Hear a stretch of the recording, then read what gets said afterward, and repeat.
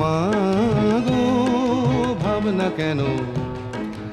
আমরা তোমার শান্তি প্রিয় শান্ত ছেলে, তবু শত্রু এলে অস্ত্র হাতে ধরতে জানি।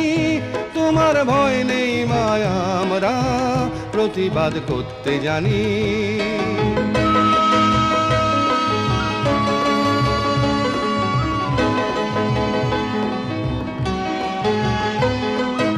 আমরা হারবো না, হারবো না, তোমার মাটি একটি কণাও ছাড়বো না।